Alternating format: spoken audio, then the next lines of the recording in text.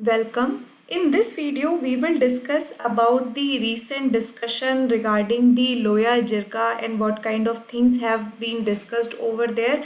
Now, in this video, we will discuss about what LOYA Jirka is, how the Indian and Afghanistan relationship have been, and what stake India has in the present Taliban situation. So, without further delay, let's begin. First, we have to understood what is the background, why this particular thing was in news. So, Indian and Afghan official in Delhi and Kabul discussed the outcome of Loya Jirga or what is called as Grand Assembly. In the next slide itself, we will discuss what basically it is all about. But now you have to understand that there was a discussion about the outcomes of the Loya Jirga. There was some kind of assembly which took place in Afghanistan, and the outcome which has to be discussed, they were being discussed between the Indian official as well as their counterpart in Afghanistan. So the two sides discussed the likelihood of intra-Afghan negotiation in Doha as well as hopes of permanent ceasefire. So what the two sides discussed, they were discussing like we take the intra-Afghan negotiation in Doha, which will be like a kind of a neutral ground, and we could hope towards a permanent ceasefire. Now in Afghanistan has become politically very unstable, specifically because of the involvement of US troop and the prominence of Taliban groups over there, and for now more than 2 decades the situation has been quite unstable in Afghanistan. So what Loya Jigra has been convened. Why? Because Afghanistan president refused to release the Taliban prisoners, which threatened the derailment of Afghan talks. So basically what happened, there was kind of a negotiation going on which says that the Taliban prisoner has to be released, but Afghan president came to a conclusion that he is not going to release them, and because of which the whole intra-Afghan talks, the peace talk or the negotiation which were going on kind of broke down. So that was the context.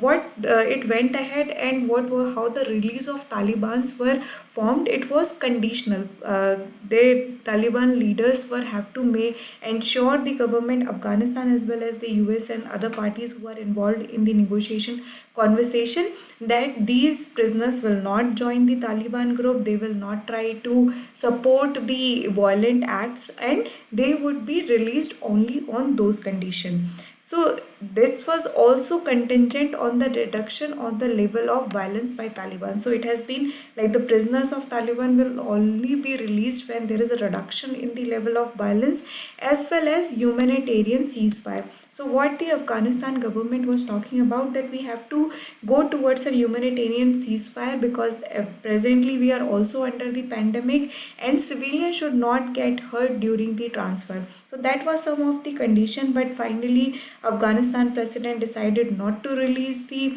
Taliban prisoner, and it ultimately led to the derailment of the intra-Afghan talk. And because of it, the Loya Jirga was assembled so that they could come to some kind of conclusion. So these are the context or the background behind it. Now let's try to understand what Loya Jirka is. So it is basically a mass national gathering that brings together representatives from various ethnic, religious and tribal communities in Afghanistan. So it's more like communities. Afghanistan has various communities, ethnic group. They will all come together and discuss about the important topics or try to reach to a consensus where everybody could find some kind of peace with whatever the point of discussion is. First of all, we have to understand that it is highly respected century old consultative body. So it is not a new thing, it is not a new kind of mechanism which has came into place, but it is century old. Like in the ancient and medieval era also, the Loya Jirka was something which was present and was considered as a consultative body. Why and when it is convened? It is convened at the time of national crisis or to settle national issue. So whenever there is a question of national integrity or any question which is of national importance, these assemblies are convened. Another thing that you have to remember is that they are not any constitutional body or any legal body. So these are not constitutional or legal body, but their decision or their advice is on law, like on paper, not binding. So their advice is not at all binding. They can come together and discuss things, and they could still suggest things to the government, but their advice is not binding. But you have to remember that it is a highly respected body, and president and even the assembly has to like kind of fulfill their wishes. So it's more like the president generally follow the advice which has been provided by the LOYA jirga. So this is how you have to remember. First thing that you have to remember is that it's not a legal body. It does not have any legal backing. Their advice is not binding, but because of the kind of legacy it has and kind of prominence it has in the political scenario of Afghanistan, President of Afghanistan will generally accept the advice given by the LOYA jirga. And what it is basically a mass national gathering in which the various communities and ethnic groups are represented in the Afghanistan. So that's the what we have to know about the LOYA jirga.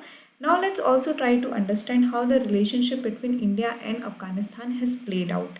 So first of all, we have to know India and Afghanistan are not new allies. We are like we share border as well as we have close proximity in neighborhood. Also during the Indus Valley civilization time itself, we have been having kind of people coming from Afghanistan towards India, and then later on in medieval India a lot of invaders come through the path of Afghanistan.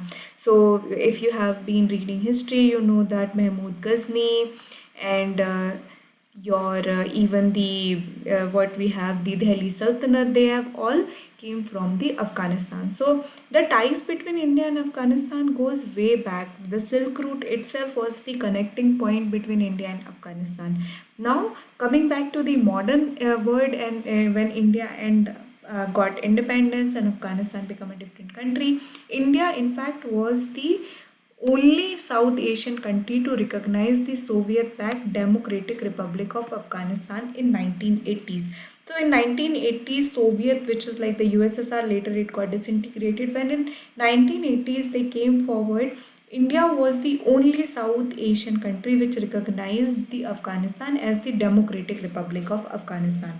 So that was one thing which like kind of say how long and how deep the relationship between India and Afghanistan had been. Another thing which is to be noted over here, that when the Taliban came into prominence, the relationship between India and Afghanistan deteriorated.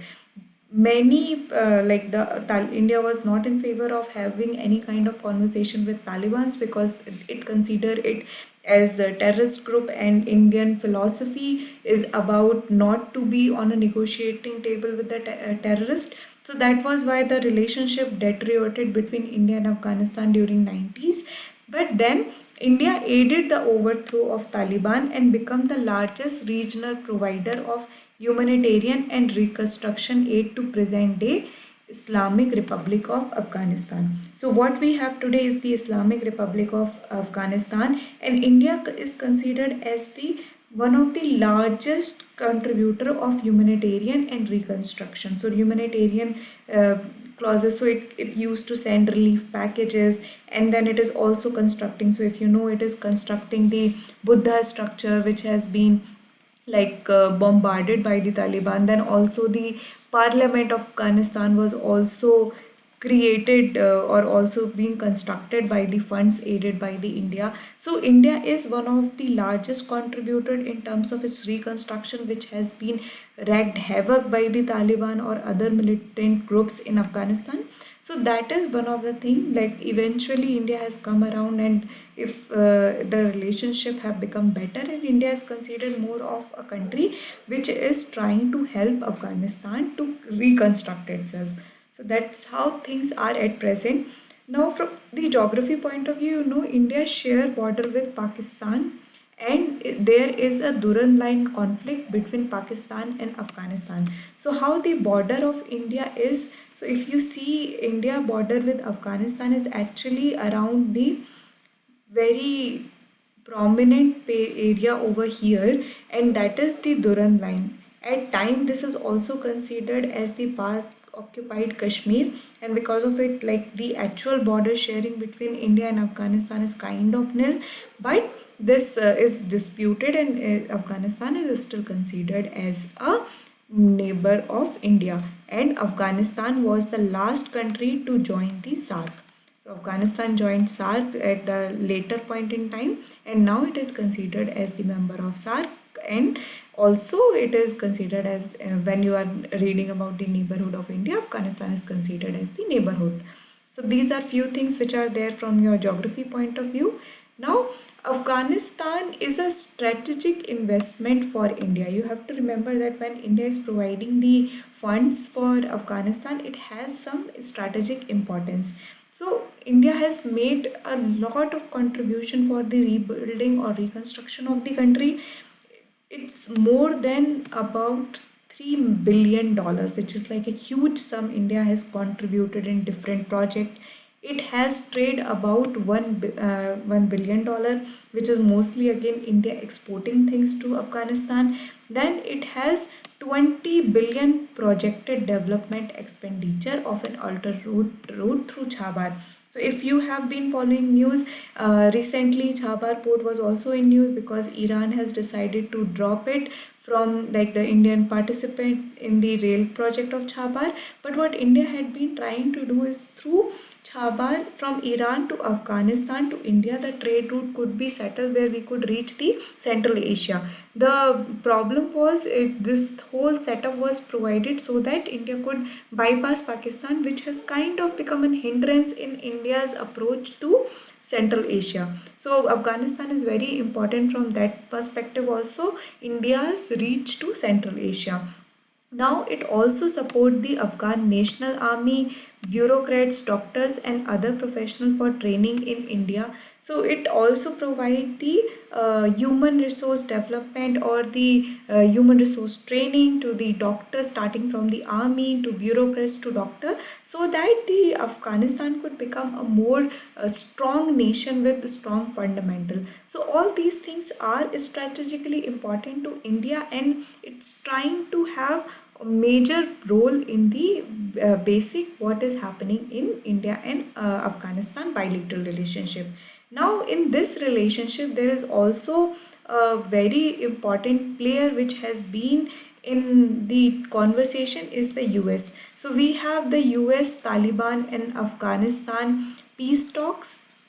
So US has been trying like till the from the time Trump has become the president of India, president of US. Sorry, he has been trying to like take the troops away from Afghanistan. In fact, there was conversation between India and US where the US was saying that India should send some foot soldiers on Afghanistan, but India decided against it, that we are more into training the people, we are more into empowering the people of Afghanistan than to send in troops from India. So US is in conversation to take the troop out of Afghanistan, and the kind of vacuum the US exit from Afghanistan will create need to be discussed prior, so that the Taliban and the Afghan elected government will come to kind of a ceasefire or kind of an agreement where the situation will not worsen. So this is the main thing that you have to know from your international relationship topic of mains, and also from your prelims point of view, try to understand what Loya Jigra is all about. So I hope you have understood this video. If you have any doubt, feel free to comment on the section. Thank you.